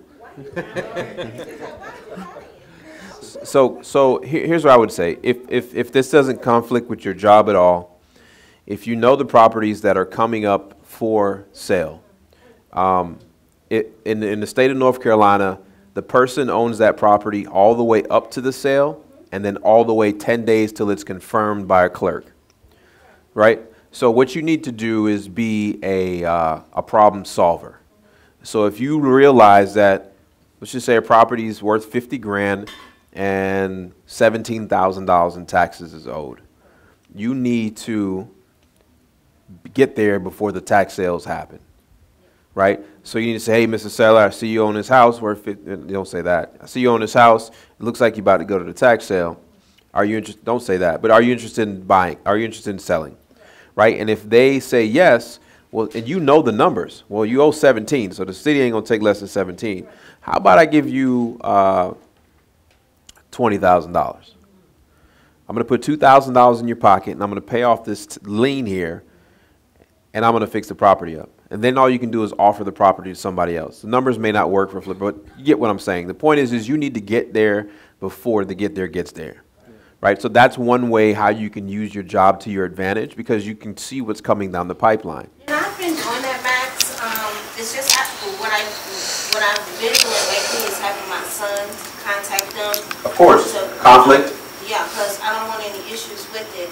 But my thing is finding out, how do I know what type of area these homes are in, or if it's in a rental area? So it's simple. All you're going to do is you're going to get on Zillow, you're going to put in the address, and you're going to click sold button over, you're going to click listing button over, and rented button over. So you're going to click the red, the yellow, and the purple. I don't know how I know those colors, but those are the ones you're going to click on. And you're going to see if there's a lot of sales happening, but there's no purple in the neighborhood. That means that's not a rented neighborhood. That's purple is rental. So you'll know that, oh wait, this area, and you're typically going to tell by the house, the prices of the home, right? And it's easy to look at. Another way to do is, do you have the Deal Machine app? No, I don't. So get the Deal Machine app, right? And I'm going to tell you why. Because you're going to be able to sit at work, type in the address, and then it's going to pop up. It's either going to say owner occupied or absent. And if you keep seeing absent, absent, absent, then that's a rental neighborhood. If everything around it is owner occupied, that's an owner neighborhood. Okay.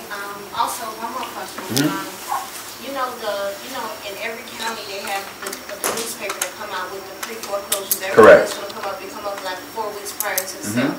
Now, when I'm looking through that list of everyone that comes up in that list, and I see that they purchased a home back in 2005, and she purchased it for $96,000, and now it's 2019.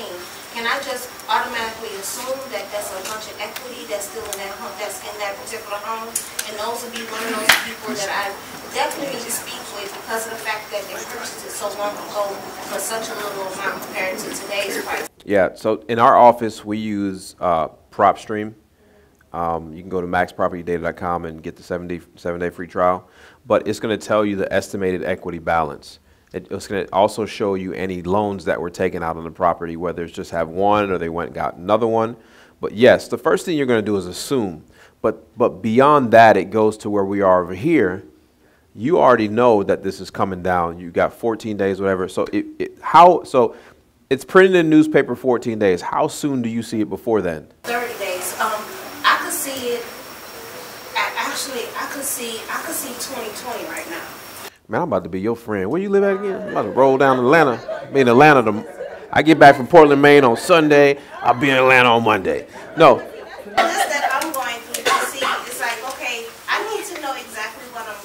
No, you don't. No, you don't. That's what I was going to say. You got two things to do. Find people to talk to, which you did, and then you need to talk to them. You want to do a lot of research prior to it. You just need to find, because what if you do all that research and you call that person, they don't want to sell? It's just, because I do in Forsyth, across the entire state, I do tax sniping. I see something's on the list, it gets published 30 days out. All the dumb investors are waiting at the courthouse for the tax sale, and we run straight to the owner. I can fix your problem. Right, and that's what I wanted to do with the tax sale that's coming up next week in Atlanta. It's just I have my business cards, I ordered them, they should be home there soon, but I want to give it to all the buyers because I have clients that I've worked with in the past. Buyers are easy to find. Yeah, no. They're all in your record. Yeah, because there's a clerk file. Every time something's bid on, they got to put their name and address, right? That's what I'm saying. It's like I didn't realize all of this. I'm just going to tax sales and purchasing myself instead of just being able to utilize. I'm taking a picture of your information. Yeah, you married? I'm just checking. Don't get so caught up in all the details. Just go give it a shot. Right? Just go knock on that first door. Go pick up that first phone call and just reach out to them. Because I'm the type of person, you can either listen to rumors and guess at what's true or what's not, which is the research side, or you can go straight to the source and find out for sure. Look, my first deal, I knew nothing about nothing. I just found a house, found the owner, talked to him, got the house under contract, didn't know what the heck I was going to do next, put it on the Facebook Marketplace, and I sold it in 3 days. So I didn't know the next step until I needed to get to the next step. It's do this. When you do that, open up the envelope, read the next step, get to the next step, open it up. You ever been to one of those places called like Escape Room? Right? Go to Escape Room. That's kind of what this business is like. You start off with number one. You go to you find clue number one. You open it up. You read it. It takes you to the next one. You open it up. It takes you. You don't need to know how to get out to get into the room. And what happens if you skip one? You don't get it. You don't get out. You don't get out. You don't.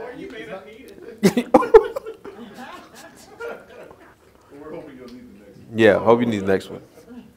So I think you're in a great position to be very successful in this business. Your job has empowered you with a lot of information that people struggle to understand, right? So you already know the tax sale and the process. So that's the most important thing that I think I've learned over all my years of investing now, which is about to be 3 in 2 days.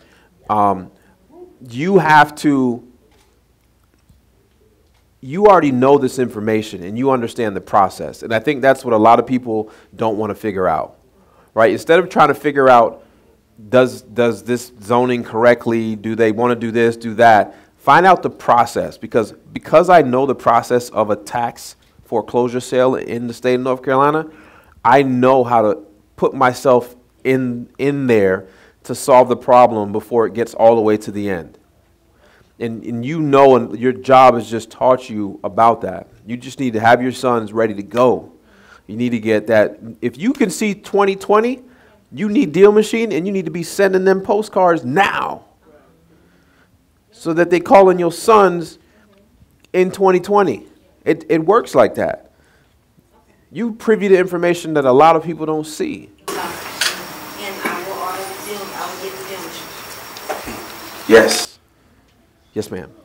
So, what would you do as far as like when we talk about rental areas, but what about an area that is mixed, right? So, there's a line of multi-family homes in the area in London, and so essentially, I have access to property selling has a lot of line of multi-family homes.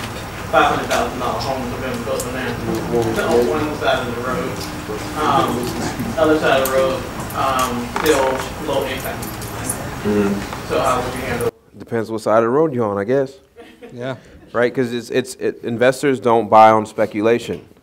Like it's got to be somebody's got to be the first person to demolish a duplex on the other side of the street and build a $500,000 home, and then the rat race starts. Right? It's just. Investors don't buy on, well, maybe. Well, some of the smart ones do. If they can get it cheap enough, I'll just buy this duplex and wait because I know the $500,000. Or buy it and tear it down. I mean, buy it, tear it down, and go ahead and start building. Yeah. If they know it's there and there's demand, they will do it, right? But again, I feel like we're focusing on a lot of what ifs, minutes. I think yeah, we feel like little things that are just keeping you from just going and doing it, right? For my particular situation, I am the executor. I own the land, so I'm trying to figure out what to do with the property. Or sell it to Max. That's what you got to do. Yes, sir. I got a property that I want to buy. Zillow is asking twice the value of it. I went to the tax office and found out it's twice what Zillow wants. They're saying it's worth. I got the buyer's information. What's my next step? So you saying you want to purchase a property? Yeah. And you went? Nothing is on it. Oh, it's a piece of land. Got it. You know who the owner is? Yes, I just found when I went to the tax office. Yeah. Talk to them. See if they want to sell. If they want to sell. They want to sell because they have it listed. What do they have it listed for? Well, it doesn't matter. Do you want to purchase it at $20,000? No, I want to purchase at the tax value, which is $5,000. Zillow reduced it by $10,000. So they're saying it's worth $9 now. Tax value is actually worth $5,500. Yeah, tax value doesn't really. Yeah, tax value is not really. That's not going to be your true value. Like if you get it at tax value, you got a really good deal. Zillow doesn't matter. Tax value doesn't matter. The owner has a property for sale, and they're going to want to sell at this price or no price. Like he said, how long has it been listed for sale? Yeah, so Zillow will tell you. So if you go to Zillow and it's listed for sale on Zillow, you could say it will say 180 days on Zillow. Yeah. 570. Yeah. Yeah. Call the owner directly. I see you got a piece of property for sale. Don't write it, call. Call him. Oh yeah, call him. Or knock on the door. Or knock on the door. Call him. Yeah, call him. Call him. Give him a call. Give him a call. Absolutely. Yes, sir. I can give you a piece too, because I used to be a broker in real estate, and when you're a broker, you always go to owners. You go on a listing appointment, you always run into that. You sit down and you say, well, your house is worth 130, and they say, well, Zillow says it's 200. I want 210, and then we'll come off of it when we get a buyer. And it was never worth it. It's called lie. It's called lie to list. Credited Zillow, because we used to call Zillow back in the day trash in, trash out site.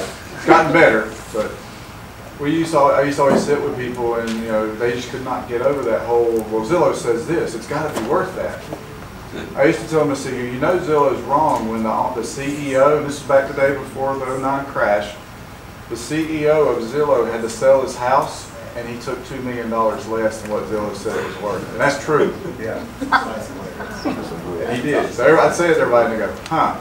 And it's true. You can Google it. I mean, he took $2 million less than what Zillow said his house was worth. I'm glad to know that. That's a good point right there. And I'm not even going to knock you for $2 million. Yeah.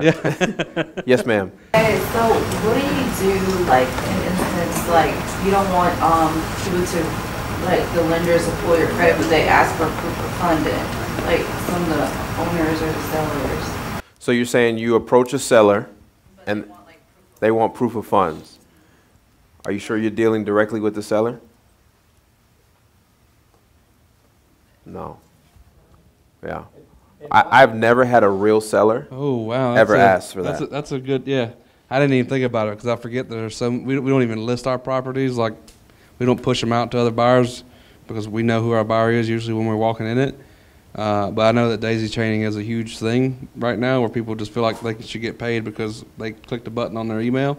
So what he's talking about is daisy chains is where a wholesaler sees a deal that's been blasted out.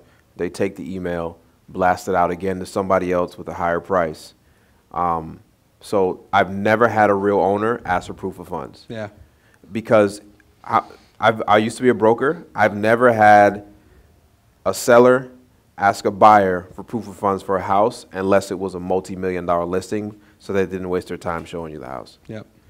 So that anybody says that, it keys off that this is not the actual. It's either that or I've been in the house already, because I'll tell them that if they tell me there's more people coming, I'll tell them to ask the wholesaler for a proof of funds, because I'm building walls that I know that other people can't jump over, but I can.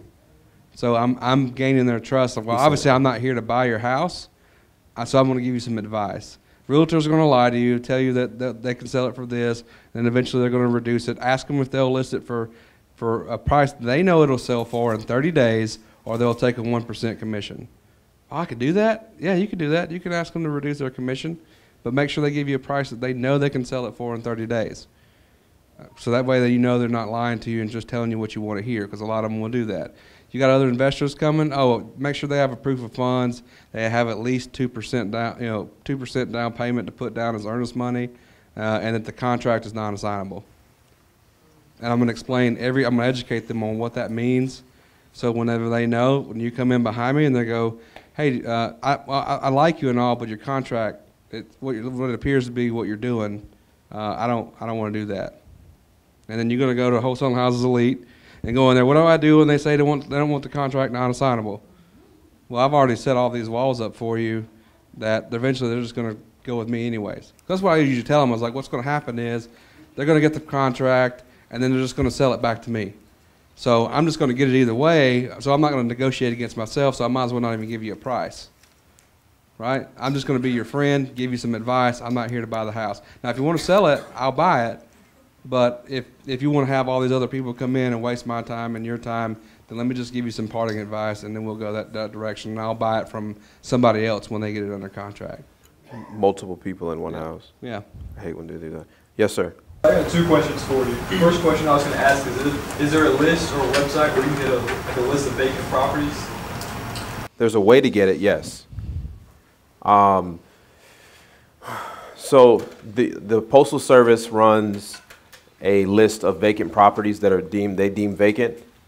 And there's several ways you can get it, but you usually have to pay a service to get it. So literally you can, for example, you can put a list of properties through a system and it'll tell you which ones are flagged vacant that month.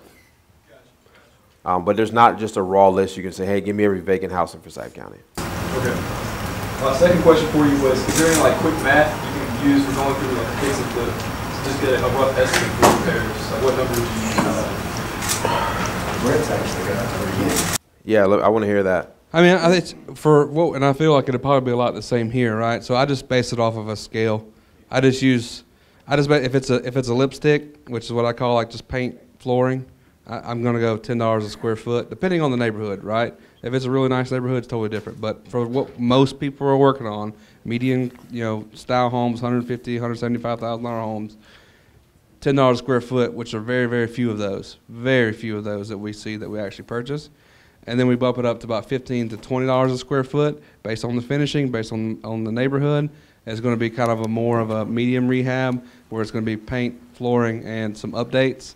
Maybe the fixtures, some kitchens, the cabinet. We're not talking about, usually we don't tear out the whole cabinets. We'll just put, refinish the doors and all that stuff to save on some of those costs. And then we go up again. We have another from 15 to 20. It goes from 20 to 25. And then like a full gut rehab, we're looking at 30 to 35, right? So that's just a quick way. I walk in the house and I go, man, this place is a shithole, excuse my French. It's going to need everything. I'm going to look at 30, 35 a square foot. That's how I'm going to run my numbers. And then I'm going to add 20% on top of that as a hedge expense, like I missed something. So I'm going to be very, very liberal on I'm going to always be more. My numbers are always going to be more than any contractor that I know of, except for the ridiculous ones, that's going to walk in there and say, well, it's going to take this, this, and this. So what happens is then I know my number is probably going to be about $10,000 higher than what it actually costs. Now I know I got a deal no matter what. No one's talking me down, and nobody can come in here and say, well, you missed this and this and this needs to be done. It's going to, nope, I already got it figured out. I already know because I'm already giving you a $10,000 buffer on top of what I already said it's going to cost to repair it. And another thing to think about too when you're talking about repairs, you should know enough to again, always, if you think it's 10,000, add 20%. If you think it's 20,000, add 20%. Always keep adding to that. But at the same time, buyers are able to rehab at different costs. There are some people that can rehab for way cheap. They have crews, they have warehouses, they have all the stuff. They buy everything wholesale. They can go in like all these. Like I ain't dealt with one so long. Hedge funds, all these hedge funds that are coming in the markets and stuff. They have their own crews and all that stuff. They might come in and do a rental rehab, knock it out for 17. Whereas my crew, it might take me 25. Right, but because they're buying so much in bulk, they can get things cheaper. Right, so we have a builder / contractor in the back. What are your thoughts on repair estimates? You're not gonna like it. Yeah. Yeah, I'm gonna go completely against what he just said. Oh, that's fine. Everybody has their own way. Yeah, I do opposite from what he does too. I've been in the market for over 20 years, and like I was telling you, I would take each property separate, completely separate. But the advantage that I have is I can go in and I can get my dollar figures for that rehab spot on. Yeah. Now I don't do enough on, like you said, to buy in bulk. But I will take each property individually, and I don't use a per square foot price because, in my opinion, of that, which I hate to say anything against you, but in my opinion, of that, you could possibly price yourself out of that deal if you. It's like we were just talking, man. We were taught in the group that we got into. 20% fluff. Yeah, fluff. But I'm not going to fluff my rehab. I may fluff something else to work the deal, but not the rehab because, well, mainly because I'm doing a lot of the rehab myself. Right. So if I back down, I'm losing. Fluff your ARB. Well, and that's different in your case simply because you have the knowledge and you know what it costs. So I fluff both. Yeah. So I fluff both sides. So I go into a house and that's how I build my buffer in between. But over the time, I get this question is very common. I wouldn't harp on hitting the number on the head for repairs. That is the responsibility of the buyer. You just don't need to be telling me that it's $10,000 in repairs and base everything off of $10,000 when I walk in there and it's 30. Yeah. So it's better for you to walk into a house and I typically say, listen, this is going to be a 15. I usually start 20. This is going to be a 20, 30, 40, or a blowout, right? And I just need to be ballparkish. Yep. Because what I'm telling somebody that's going to cost 20, I can get my crew to do it for about 10 or 11. Right? So everybody, like you says, every builder, every rehabber has their own thing. So when you start going out there and mentioning rehab cost, you're going to price yourself out of a deal with the buyer on the back end as well.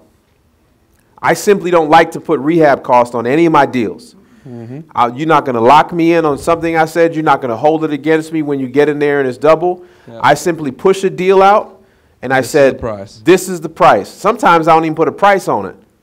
I got a deal. Yeah. Give me a price. Highest and best this time of day. Right? If it's hot, highest and best. But my responsibility is I need to be ballparkish. You're going to know if you get a deal. If you're cutting teeth, you already don't have a deal. Right? So you need to be walking in there, looking around. You just need to count how many. I can go in a house and know how many bathrooms and how many kitchens and know how much money I need to spend. Everything else is just cosmetic. And you may be better than me, but how many times have you estimated a job and you talk about you got to hit it right on the nail, you got it down to the dollar. Like, and that's the exact figure. Pretty close, but it's. I can do every one inside of $1,000. I've never been off over $1,000. Never. That's awesome. And for this business, it don't matter. Yeah. And that's what I'm trying to, because it hangs up. If you have that skill set, great, right? But people that flip continuously, man, they got a crew of workers. They just get the stuff done a lot cheaper. And then you have. I just got to be close. I got to be in a ballpark. I just can't be saying 10,000 on a 30,000 rehab. Because that stops a lot of people from walking into a house and thinking that, and not going to the next step. Or picking up the phone ever again. Yeah. Yeah. One thing that's important, so like if you've got the knowledge, that's awesome. Raise your hand if you have no idea. That's why we do the square footage. Because what we found is let's say that you're a buyer, right? You're not going to take more than one phone call from somebody that says it's 10 and it's really 30. So we need to have some sort of a ballpark. Is it going to be perfect? No. I can tell you as a disclaimer, I think we've had one in the last 36 months that was as low as $10 a square foot. And I think we've only had one in the last 36 months that was at $35 a square foot. Most of them are 15 to 25. And you're going to get it wrong. If you're new, run those estimates, add your 20%, follow up with whoever buys it from you. Go in before and after. Mm-hmm. Right? Yeah, how many of Find you out guys how have much they wholesale? spent. How many have you wholesale deal? Raise your hand. Keep your hands up. How many of you have went back to the house that was rehabbed? How many of you visited regularly? When I first started this business, I used to go back to rehabs once a week because that relationship with the buyer is key. I want to make sure his success is my success. Right? You know what he's doing and how much it costs. Yeah. Question in the back. I forget your name, sir. Have you, since you're so knowledgeable and this is your job, have you ever thought about formulating like that? Have you creating a formula for something like that? Right? Because the reason why I'm asking, right? Because this question comes up a lot, right? You're either going to have an A, B, or C type property. You know, light work, middle work, a lot of work. Have you ever thought about, and then you're going to have low finishes, medium finishes, high finishes, right? Yes and no. Okay. And the reason I say the no side of that is, let's just take the flooring, for instance. I mean, if we're going to do ceramic tile, that's a whole different ballgame from carpet. Yeah, so then carpet is your lower end finishes. Ceramic tile is going to be up here for your finishes. But it will be really difficult to get that down to a certain dollar figure per square foot overall when you've got carpet here, majority, and then you're going to fancy up the kitchen. You know, you've got the kitchen to be $20 square foot, and that one bedroom is $3 square foot. That's not going to compute. That's why I separate every single thing. We've got somebody that separates by the room. I don't like I do by the room when I walk in there because I just know how to do that. Right. Not square footage, but I can walk in and out of the bathroom is $8 grand. The kitchen's going to be 12. Here's this, and for the rest of the house, I'm going to throw general finishes. Boom. I know that for me, it's $2 a square foot for laminate, $1 to buy, $1 to install. Sounds exhausting. I just know. That's me. But I'm just saying, but I'm saying for me is when I flip a property, that's how I go in and know where I'm going to be at. I never sit down and write numbers like this on a property. Yeah. See, I do a walkthrough and okay, paint, carpet. I know I'm either going to be bang, bang, bang, because I don't have to, because I'm not pricing it out to, you know, I'm not on that end where I'm doing it for a customer or I'm doing it for myself. No. And my labor is whew, and good. So that's the advantages that a lot of big flippers have. Like they have people on staff. I have a carpenter on staff. You know what I mean? So my finishes, which is the hardest part on any project, is getting it done. You know? And our contractor in like our two counties that we primarily work is also a buyer of ours. And so on the deals that are way too thin for any of us to make sense of, he'll pick them up in a heartbeat because his construction. One of my best buyers is a Mexican contractor. He's got his own crew. You don't have to have that 70%. Sight unseen. It's sight unseen. But I don't want to like harp on this because this is what scares people away from this business. Is thinking you have to be an expert in repairs. The idea is just find a deal, right? If you get stuck on that, call an expert in that field. That's it, right? And that's why I go back down to community. If you went out and you found a deal, ARV is minus 30%, and you're walking through the house, have you ever asked the seller what they think it would cost to repair? That's a fun game. I love that. Because you know where they get their prices from? Google and the yellow phone book. Or they watch HGTV. Yeah. Which is lovely. Which is great. New roof, 140 grand. Hey, listen. Don't tell anybody. I can get it done for $140. Yeah. So I always like if I go into a house and a seller, and the first thing I say was, like some of my, and probably before we get out of here, and I know we got to leave soon, I walk through a house and I talk to a seller, and I ask them, you know, well, have you thought about, you know, what do you think it'll cost to fix this whole house up?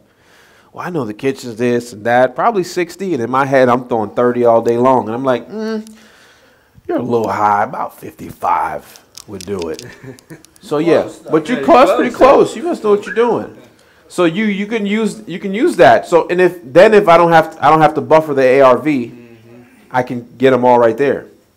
But I usually ask them. I ask them what they think the house would sell for. Well, I went on Zillow and I took 10 houses in the neighborhood and divided it by 10 and I got an average and I'm like right here. And you're way off, but that's cool. I like your way off. Yeah. And then sometimes it's the opposite. Yeah. But And then how'd you come up with that number? Here's the key. You're getting buying. This is like that show Millionaire something something. Call somebody. Use a lifeline. Yeah, phone a friend. Phone a friend, do something. And that's how you can get the deal done. Does everybody know how to ride a bike? Most everybody? No, man. A lot of people didn't raise their hand. Everybody know how to walk? Did you know what you were doing when you took the first step? No. Did you fall down? I didn't fall. Did you get hurt a little bit? Yes. Can you run now? Yes. That's every life process. What in your position where you're at work? Did you know everything when you started? But you started anyway. And now look at you. Give your efforts time to compound. Yeah, that's really the telltale of it, really. Like, this is not a get-rich-quick at all. It takes extreme amounts. I mean, by then, I got up at 5:30 this morning, which is 4:30 our time. Probably won't go to bed till close to midnight. I mean, that's a normal. We're lucky. That's a normal day for me, right? I don't take really lots of time or day. I take a lot more now because I have that freedom to. But for the most part, it's I never stop. This is what I'm passionate about.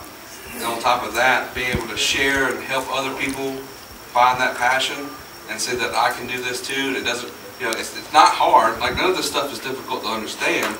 It just takes consistent action done every single day, over and over again. And then there's no denying consistent action. It's impossible.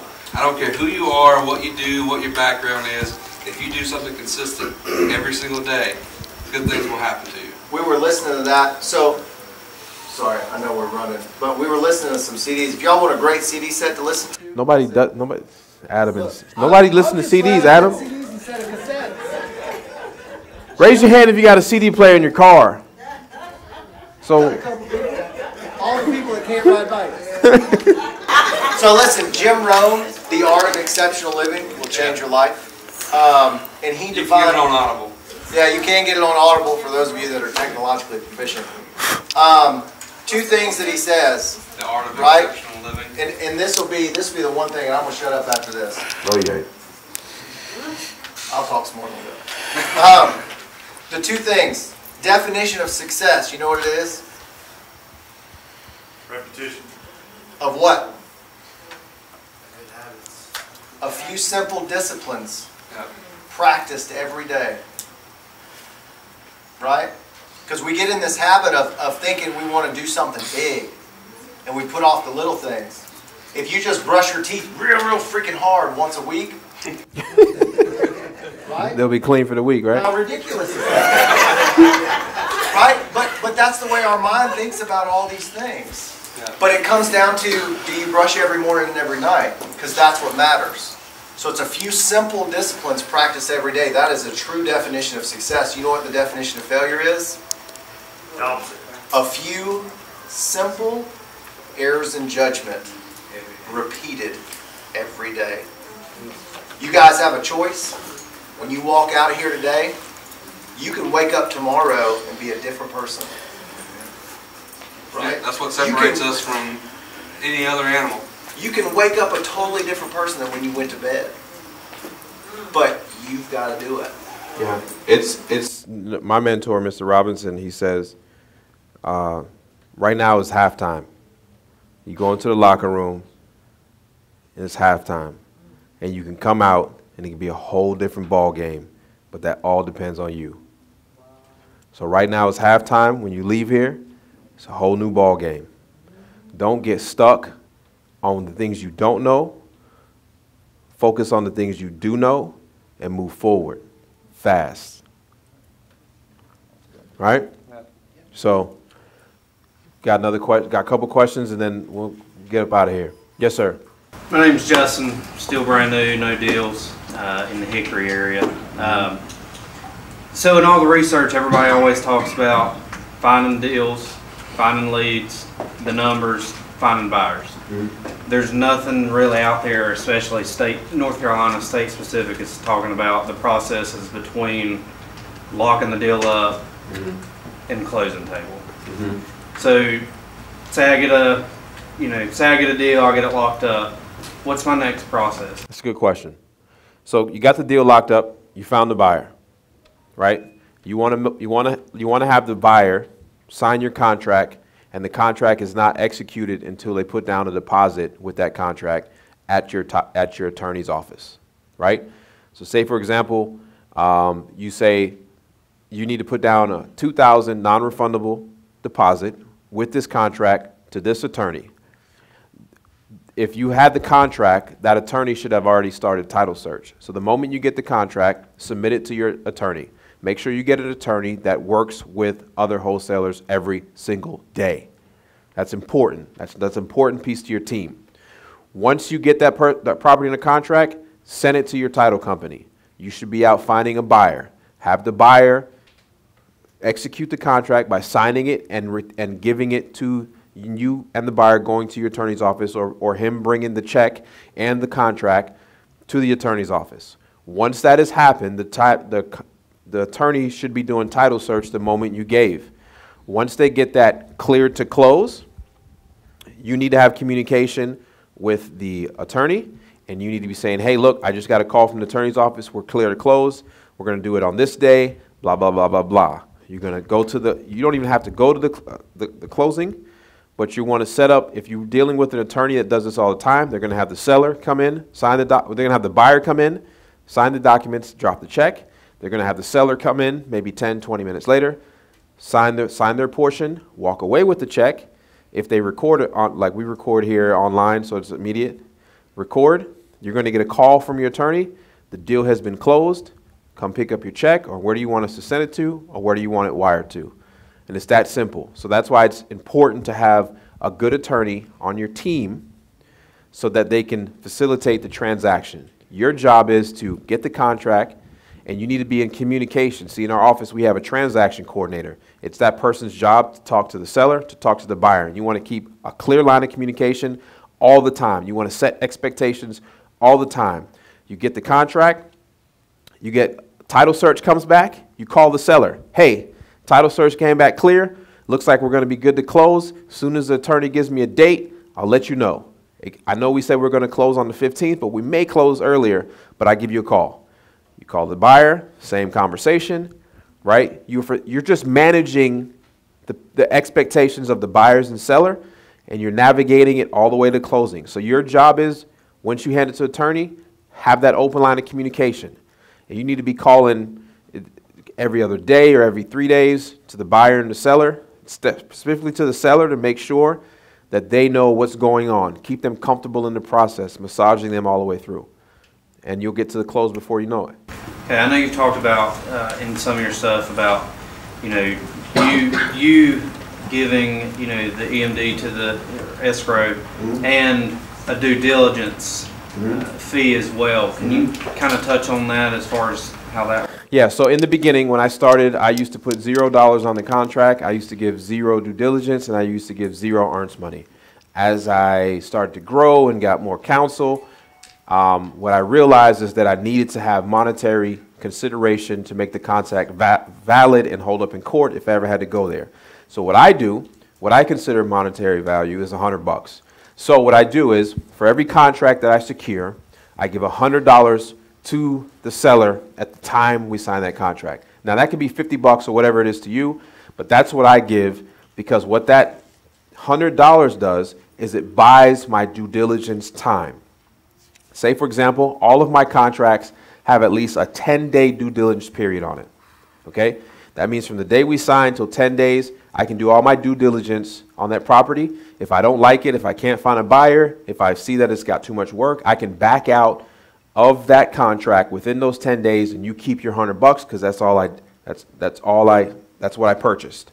You can't sue me. You can't be mad. You can be mad all you want to.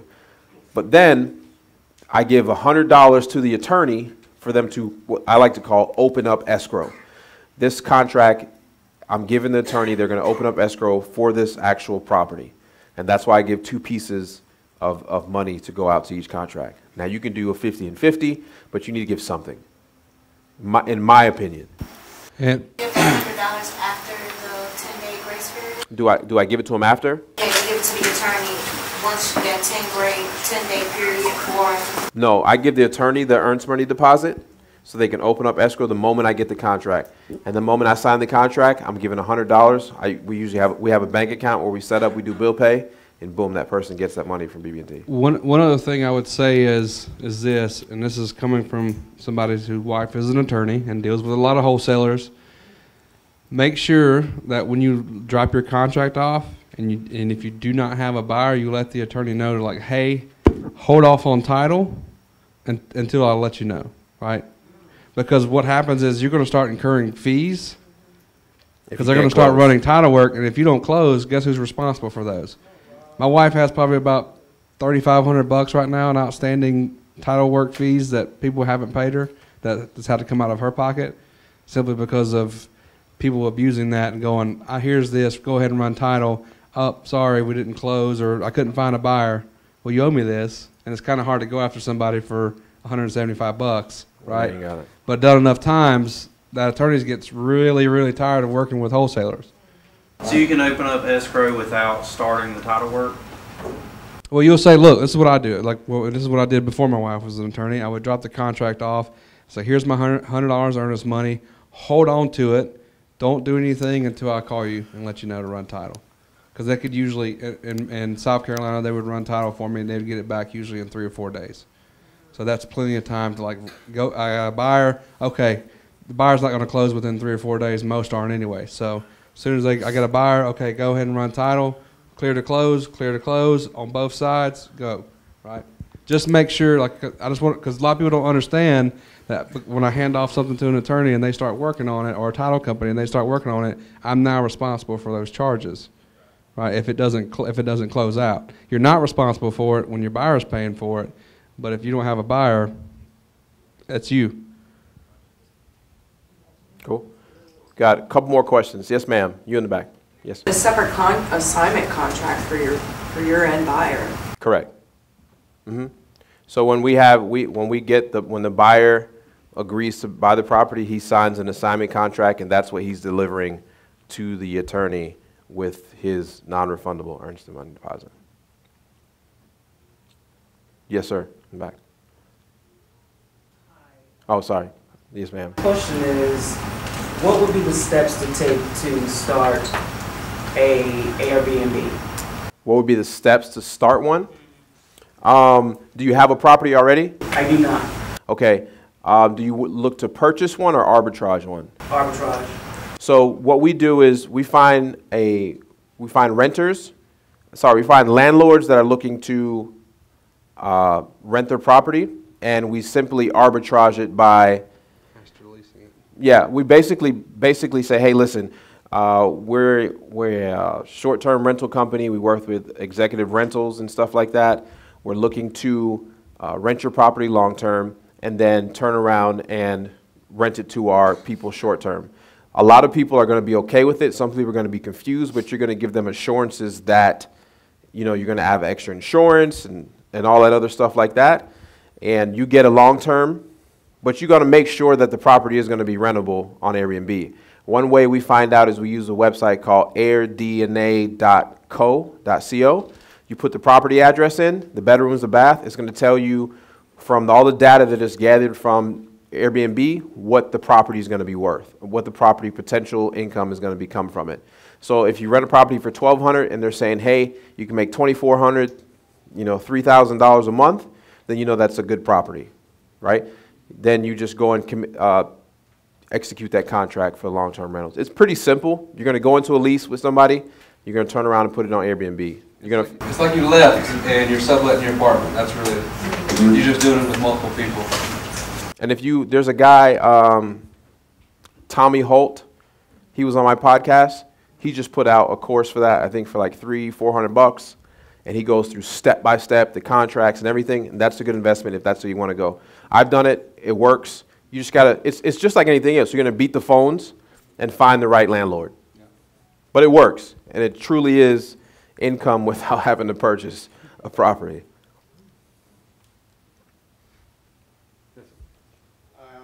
You guys, I know Brother Max, I'm proud of you because I've seen you when you are way down. Start, right? So I believe this works, and it's good to see that you are open up to share all the ideas. Thank you. I'm also asking if it's possible you can do one-on-one coaching. So to pull somebody so they can really see what you do. Yeah, unfortunately, I don't have the time for one-on-one coaching.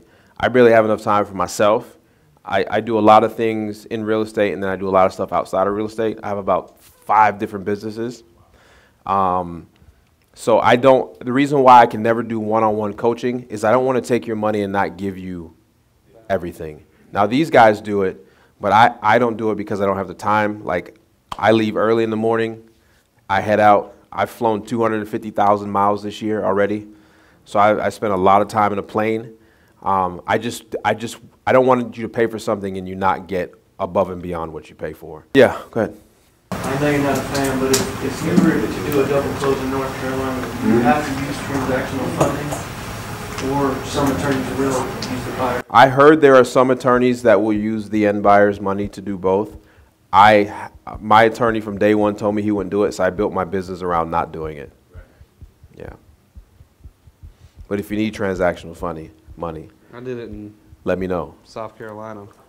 Let Shannon know. If you need, because I do transactional lending. It's one day in and out the same day.